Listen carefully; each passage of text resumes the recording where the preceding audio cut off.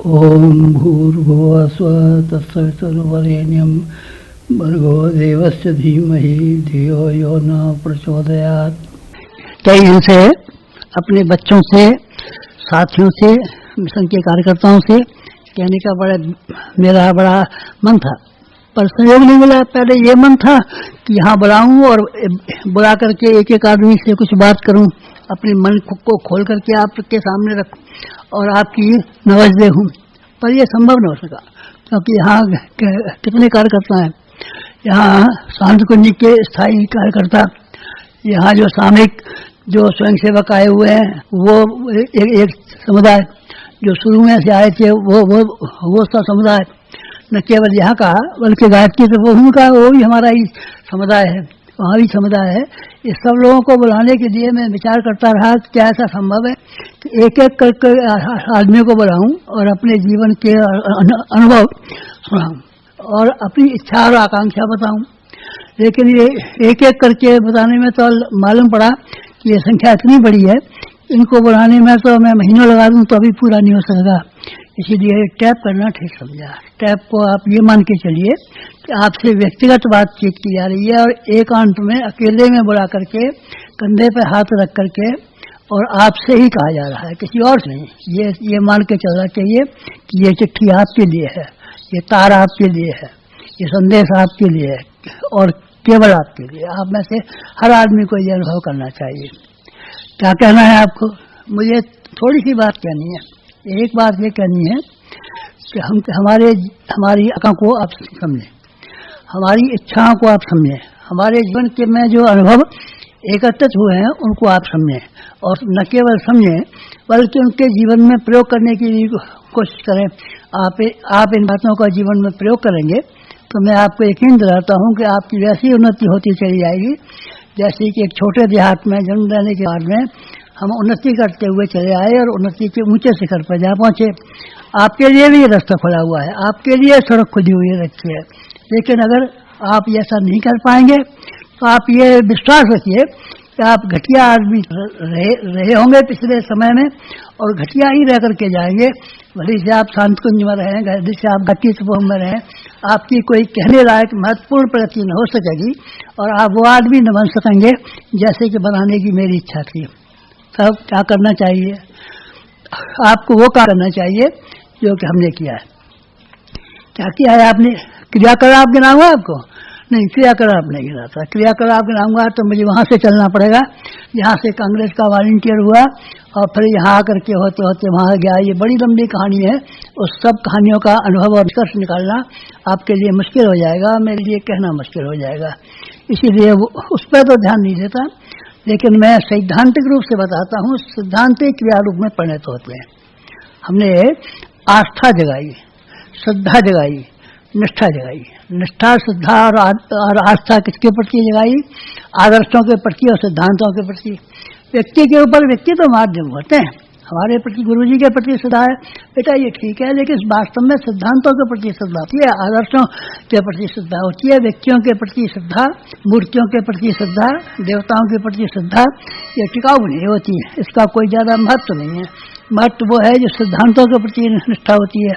हमारी सिद्धांतों के प्रति निष्ठा रही आजीवन। वहां से जहाँ से चले हैं, जहाँ से विचार उत्पन्न किया है, वहां से लेकर के हम निरंतर अपनी श्रद्धा की लाठी को टेकते टेकते यहाँ तक चले आए और यहाँ आ पहुँचे। अगर आपने ये श्रद्धा की लाठी हमने पकड़ी न होती तो संभव है कि हमारा चलना इतना लंबा सफर न हो पाता। सिद्धांतों के प्रति आस्थावान न हुए होते तो संभव है कितने पैर भटक गए होते और कहाँ से कहाँ चले गए होते और हवा का झोंका उड़ा करके हमको कहाँ दे गया होता। लोभों के झोंके, प्रलोभनों के झोंके, नामबरी के झोंके, यश के झोंके, दबाव के झोंके, लोभ के झोंके ऐसे हैं कि आदमी को लंबे राह पर चलने के लिए मजबूर कर देते हैं और कहीं से कहीं घसीट ले जाते हैं। हमको भी घसीट ले गए होते, कितने आदमियों को घसीट ले गए हैं। बहुत से आदमी थे जो सिद्धांतवाद की राह पर चले और भटक करके कहाँ से कहाँ जा पहुंचे। भस्मासुर का पुराना नाम बताऊंगा आपको, मरीच का पुराना नाम बताऊंगा आपको। ये योगी और तपस्वी थे। पहले जब इन्होंने उपासना साधना शुरू की थी तब जब अपने घर से तप करने के लिए हिमालय पर गए थे, तब और पूजा उपासना के साथ साथ में कड़े नियम और व्रतों का पालन किया था, तब वो बहुत नेक आदमी थे। लेकिन समय और परिस्थितियों ने भटकाव में वो कहीं के मारे कहीं चले गए। भस्मासुर का क्या हो गया और मारीच का क्या हो गया, जिसको प्रलोभन संसार के भटका ले गए और कहीं के मारे कहीं ले गए। तो आदमी को टिकाऊ बनाए रहने के लिए ये एक रस्सी है, एक सिंबल है, जिसके सामने जिसको पकड़ करके आदमी ठीक रास्ते पर चलता हुआ चला जाता है, भटकने नहीं पाता। आप भटकना मत। घर से आप आए थे ना, ये विचार लेकर के आए थे ना कि हम लोक कल्याण के लिए, जन मंगल के लिए और गुरुजी के निर्देशों का पालन करने के लिए, अपनी आत्मा का उद्धार करने के लिए घर छोड़ के चले गए हैं। आप जब कभी भी भटकन आए तो आप अपने उस दिन को, उस समय की मनस्थिति को याद कर लेना, जब कि आपके भीतर से सदा का एक अंकुर उगा था और अंकुर उग करके फिर आपके भीतर एक उमंग पैदा हुई थी और उमंग को लेकर के आप यहाँ गए थे। आपको याद है जब आप यहाँ आए थे, जिस दिन आप आए थे उसी उमंग को याद रखना। साधु बाबा जी जिस दिन घर से निकलते हैं उस दिन ये श्रद्धा लेके निकलते हैं कि हमको संत बनना है, महात्मा बनना है, ऋषि बनना है, तपस्वी बनना है।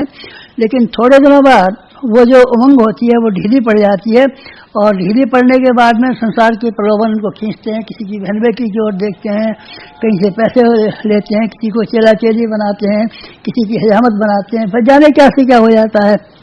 पतन का मार्ग इसी तरह का है। ग्रेविटी पृथ्वी की हर चीज को ऊपर से नीचे की तरफ खींचती है। संसार भी एक ग्रेविटी है जो ऊपर से नीचे को खींचती है।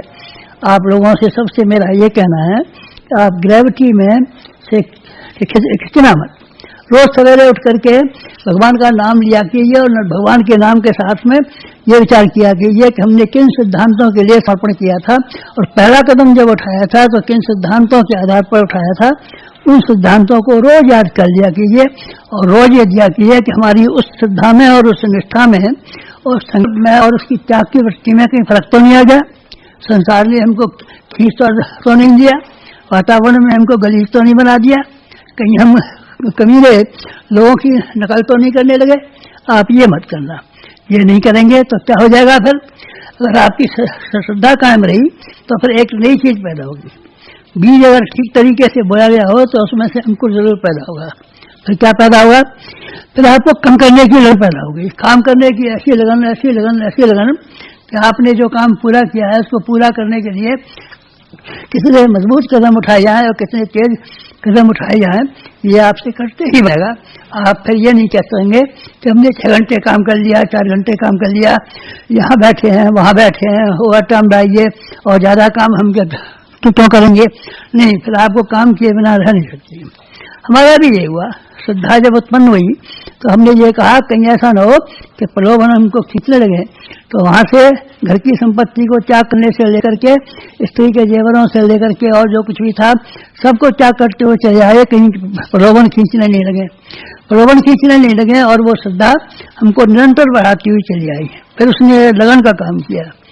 घिया मंडी के मकान में 17 वर्ष तक बिना बिजली के हमने काम किया है। न उसमें पंखा था न उसमें बल्ब थी।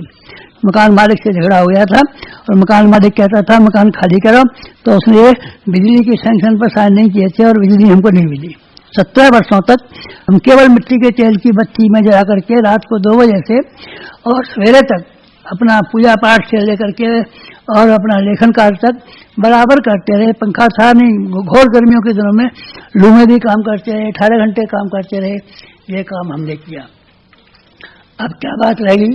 2 बातों के अलावा 2 बातों में से आप में से हर आदमी को देखना चाहिए कि हमारी श्रद्धा कमजोर तो नहीं हुई, एक, और हमारी लगन कमजोर तो नहीं हुई, अर्थात परिश्रम करने के प्रति जो हमारी उमंग और तरंग होनी चाहिए उसमें कहीं कमी तो नहीं आती है। किसान अपने घर का काम समझता है तो सवेरे से उठता है और शाम को रात को 9 बजे तक 10 बजे तक बराबर घर के काम में लगा रहता है। 18 घंटे उसको काम करता है।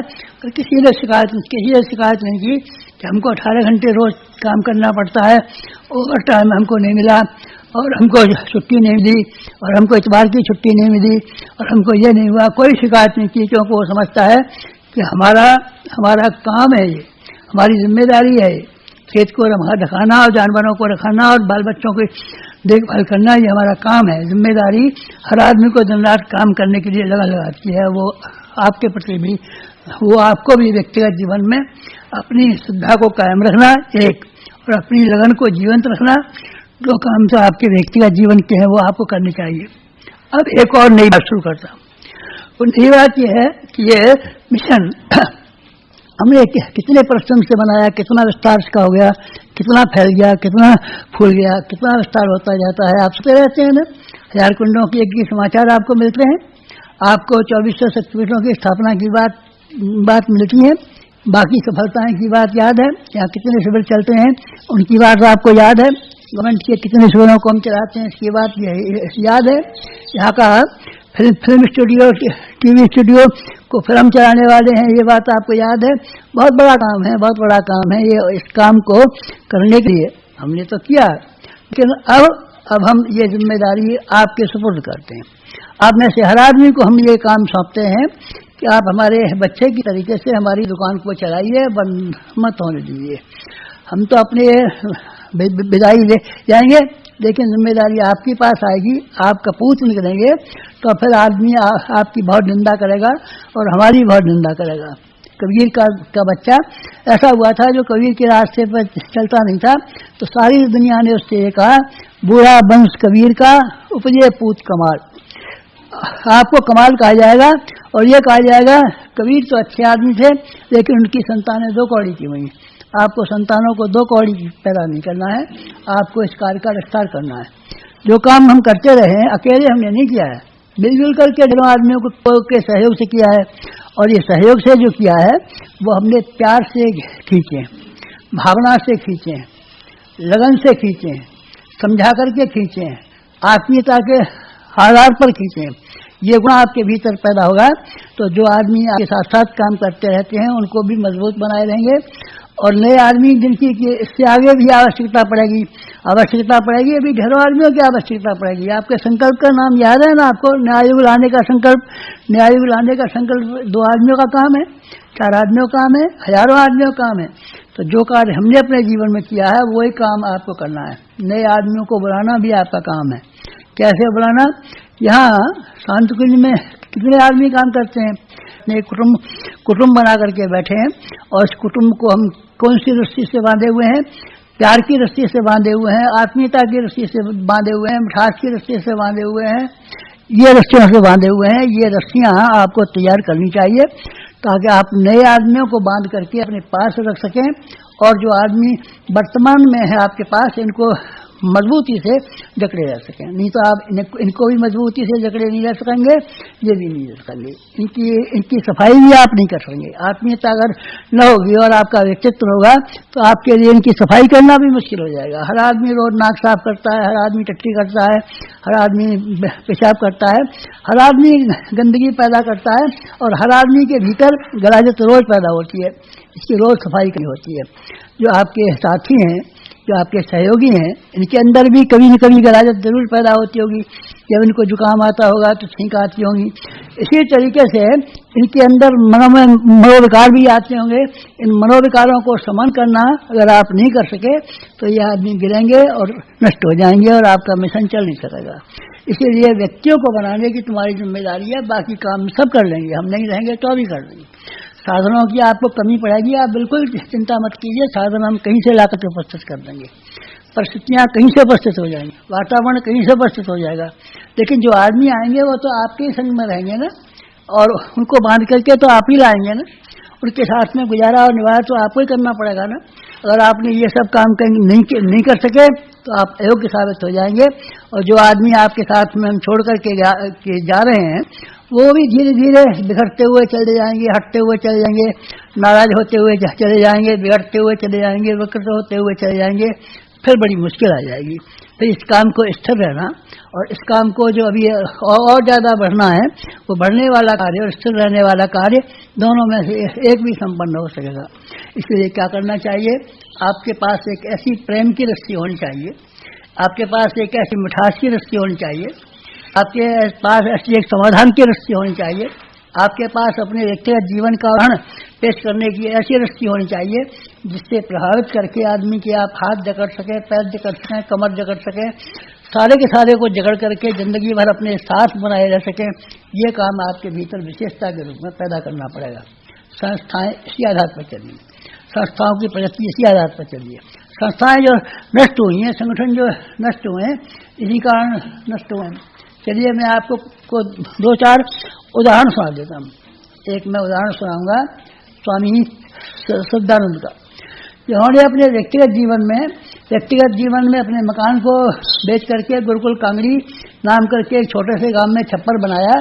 10 विद्यार्थियों को लाए, मास्टर नौकर रखने की हैसियत नहीं थी, इसलिए पढ़ाना भी उन्होंने शुरू काम कर दिया, रसोईया रखने की भी हैसियत नहीं थी, इसलिए खाना पकाना भी उन्होंने शुरू कर दिया। ये लगन, ये निष्ठा जिनकी ने भी देखी, वही आदमी प्रभावित होता हुआ चला गया, वही सहयोगी होता हुआ चला गया, क्योंकि उनका विश्वास जिसने मकान बेच करके साधु बना दिया, और वो उनकी लगन जिसमें कि उन्होंने झाड़ू लगाने से लेकर के खाना पकाने तक और पढ़ाने तक का और बच्चों के कपड़े धोने तक का सारे के सारे काम अपने जिम्मे लिए, वो उनकी लगन, वो उनकी श्रद्धा, बस ये दो शक्तियां जहाँ गई, बस मैग्नेट बन गया, चुंबक बन गया, और लोगों का पैसा भी आता चला गया, और ये भी होता हुआ चला गया, बढ़ता भी चला गया, गुरुकुल कांगड़ी बन गई। और स्वामी सिद्धानंद की वजह से 40-45 आदमी उनके जमाने में गुरुकुल कांगड़ी जिनमें स्थापित हुई थी, 40 आदमी ऐसे पैदा हुए जिन्होंने हिंदुस्तान में तहलका मचा दिया, आर्य समाजों में नया जीवन फूंक दिया। गुरुकुल नए गुरुकुल उन्हीं दिनों खुले थे, और ढेरों के ढेरों गुरुकुल खुले थे। स्वामी जी ने उनको आज्ञा दी थी कि जैसा गुरुकुल ये है, यहाँ का गुरुकुल कांगड़ी है, तुम अपने क्षेत्र में एक गुरुकुल ऐसा काम करना। तो उन्हीं दिनों 20 के करीब नए गुरुकुल स्थापित हुए थे। सफलता की बात कहता हूँ, श्रद्धा की बात कहता हूँ, लगन की बात कहता हूँ। और श्रद्धा और लगन होने के बाद में जो जनता का समर्थन, सहयोग और ख्याति और यश मिलता है, जिसके लिए लोग पागल रहते हैं, वो इन दो के आधार पर मिला होगा तो टिकाऊ होगा। नहीं तो आप रामलीला में चेहरा लगाने वालों की तरीके से किसी ने हनुमान जी का चेहरा लगा लिया, किसी ने जटायु का चेहरा लगा लिया, किसी ने सुग्रीव का चेहरा लगा दिया। चेहरा लगाने से वो कुछ बात बनती है, जानते हैं ये तो वही है, हमारे पड़ोस में रहता है, अभी हनुमान बना प्रताप, हनुमान थोड़ी है। आप मुखौटे बांध करके किसी तरीके से बड़े बनना चाहेंगे तो मुखौटों से नहीं बनना पड़ेगा, आपको वो काम करना पड़ेगा जो श्रद्धानंद ने किया। और गुरुकुल कांगड़ी आज विश्वविद्यालय के रूप में है, शुरू के दिन झोंपड़ी के रूप में थी। आप भी ये कर सकते हैं, आपको यही करना पड़ेगा और यही करना चाहिए।